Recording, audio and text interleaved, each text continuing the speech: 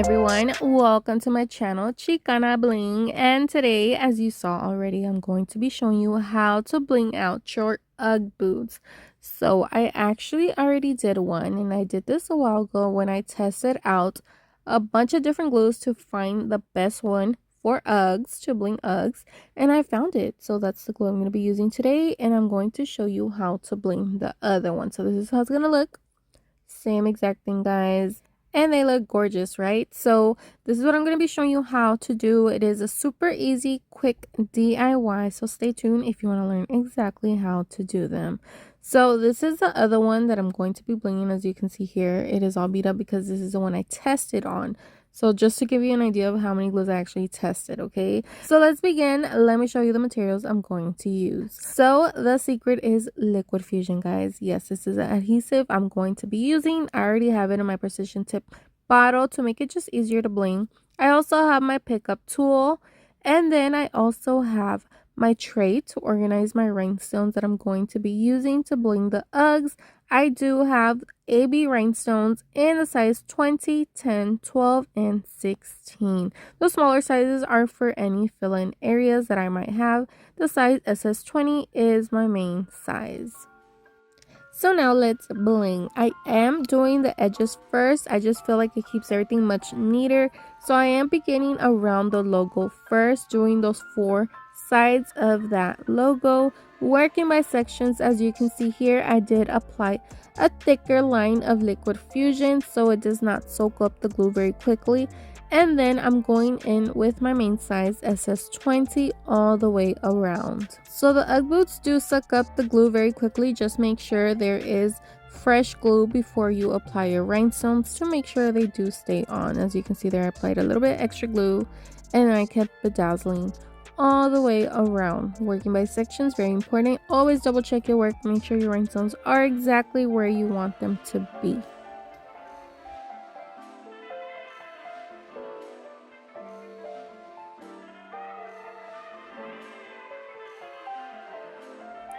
So here I am almost done finishing around the logo, double checking my work, make sure everything is exactly where I want it to be. Finishing up, I'm going to do the edges of this back area now. So I'm doing the whole outline of this back area. It's going to work as my guide. So just straight lines all the way around. Once again, working by sections, making sure there is fresh glue in my areas, and also making sure my lines are as straight as they can be so they don't cause me problems later on while I'm working in the middle areas.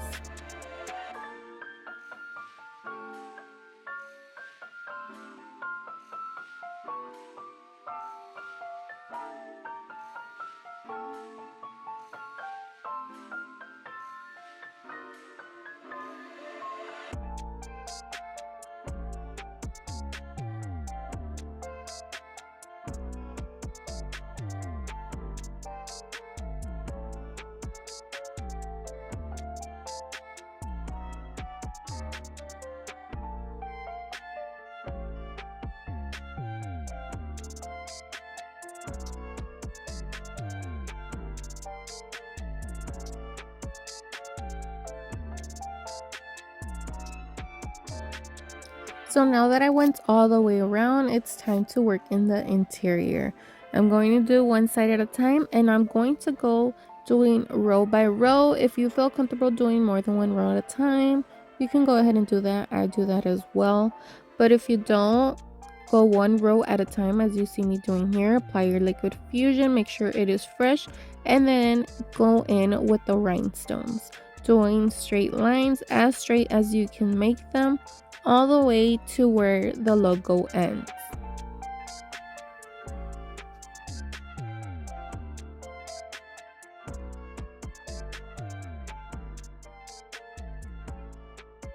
Finishing up on my last row right here where I reached the logo, this is where I'm going to stop for now. I'm going to do the same exact thing on the other side.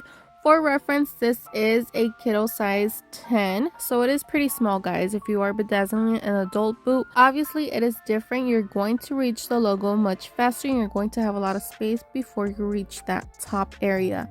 So finish right there at the logo. So it is going to be a little bit different, but basically just follow the concept and you'll be fine. Go on the other side like I am doing here. Finish this side, reaching that logo, and then you're going to connect both sides. I hope this made sense.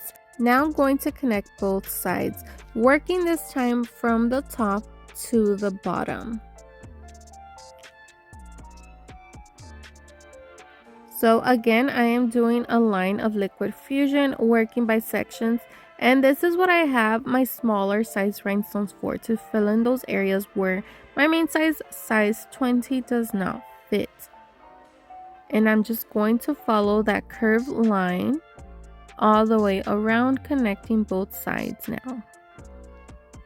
And I'm just going to continue to do that, filling in this gap until I reach that top of the logo.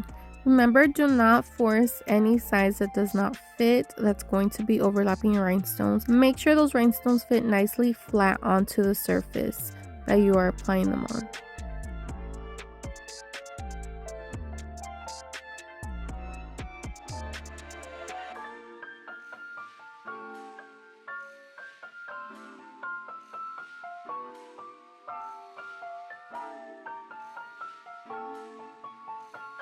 So I'm just following the curved line until I reach that top line that I already have on the boot, connecting both sides, blending it together, making sure my gaps are completely filled in.